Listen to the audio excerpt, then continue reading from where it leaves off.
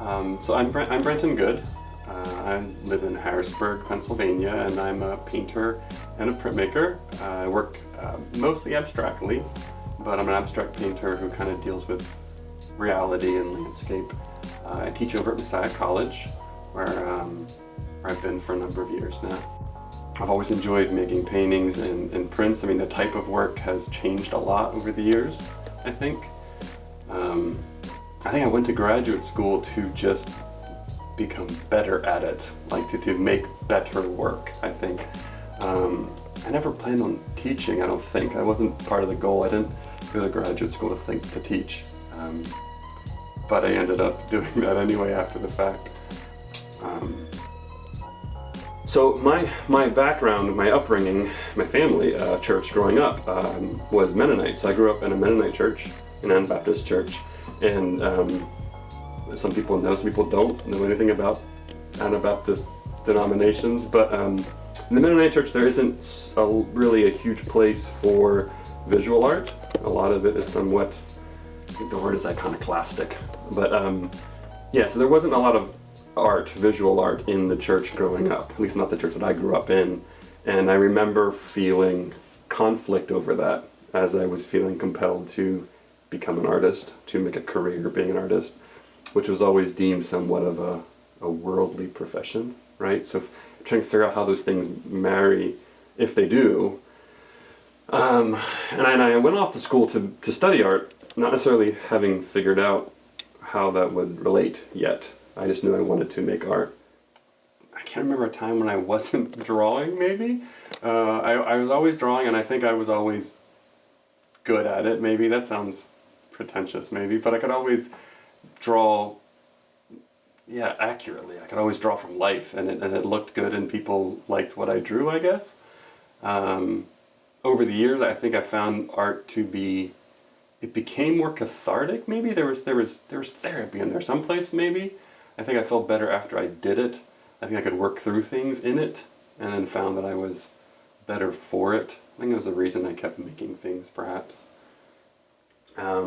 During my undergrad years, I did spend a semester in Italy, and spending a semester in Italy visiting, these monster churches with amazing art throughout, and trying to and being kind of exposed to that, and how art is used in worship there was certainly a huge factor for me.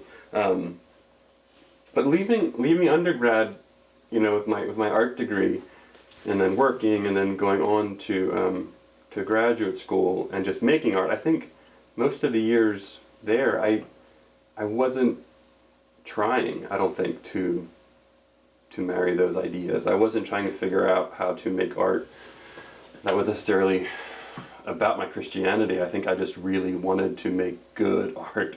I just wanted to be challenged and make strong stuff. And I mean, there's an argument there for using your talents, right? For not wasting your talents, and for just simply performing to the best of your ability, whether you're an athlete or a builder or an artist, right?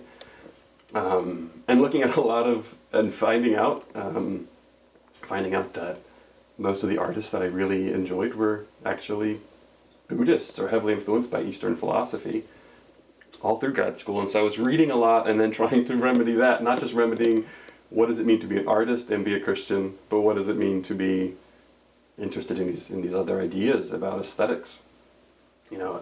Decision making when you're in the studio. How do you make art? Personality, and my parents would attest to this. My personality has always been to question somewhat, and to want to know it, and not be told it. I don't want to be told to just get in line. I want to wrestle with it and then get to that place of understanding on my own. And there's certainly, and I don't know if this is my background or if there's probably a range of denominations that would argue that that education is temptation, and why would you read this or view that if that could lead you down a sinful path? And I've never been. I want to read. I want to read the philosophy. I want to read. I want to view the art, and I want to wrestle with those themes myself, and come to a better level of understanding, because I want to be stronger for it, right? So these are the Eastern arts, or just art as a full? Well, yeah, it's all of it, I think, and not. Speak a little bit. Yeah, mention Eastern arts. Yeah. So okay, so we know what we're talking about. Yeah, exactly. They Yeah. counted it. Well, I'm talking about. I mean, do I want to get on the road of like reading The Birth of Tragedy or not? But no. For me, so a great example was maybe the graduate study for me, becoming very kind of fascinated by the fact that all of my favorite artists, or the artists that were impacting me the most in the studio, were all either Buddhists or heavily influenced by Eastern philosophy. And so my thing was, well, I don't want to make little copies of Bryce Martin, right? I don't want to make little Bryce Martins. I want to read what Bryce Martin's reading, right? Not that I would ever become maybe James Turrell and start making work of that nature, but I want to understand why he's making those decisions. What's he influenced by? And at that point in my life, I don't think I was questioning enough things anyway that I didn't feel like it was.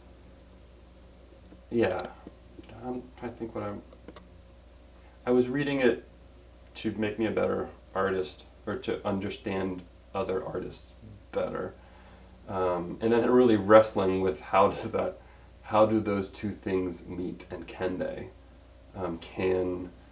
Can Zen Buddhism and Christianity meet? And of course they can. I mean, there's lots of overlap at times, but I remember wrestling with it, and then trying to find a place where they meet, and a friend recommended Thomas Merton, and reading Merton, all of a sudden, after a couple of years of struggling with this, like, oh, well, this makes complete sense.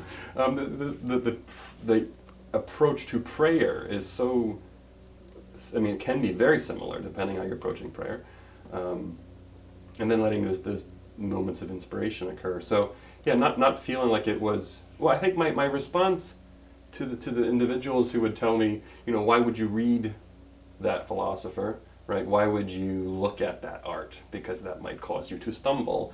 And my response has always kind of been, well, if my faith is that weak that I'm going to stumble from that, like that's. And I mean, I'm not denigrating that. I think that's a valid. There's validity there. There's truth in that too. I mean, you shouldn't. I'm trying to be careful about my answer. I don't want to sound flip, or I don't want to sound too irresponsible. I'm not saying go look at whatever you want and go read whatever you want, but if you do it with the right mindset, and you're gaining a deeper understanding, and your work is stronger for it. Your faith is stronger for it, I think. I hope. I've always been fascinated by the grid since I've been working with abstraction, and I think the grid for me has always been a starting point, and historically it's been about flatness, right? The grid shows it as a flat plane, but for me it's a way of setting off the organic elements too. So that, again, those hard edges and that flatness, that's about contrasting the chance. So obsessive control paired with complete chance, right? So I'm not going to control this, but I'm going to control this.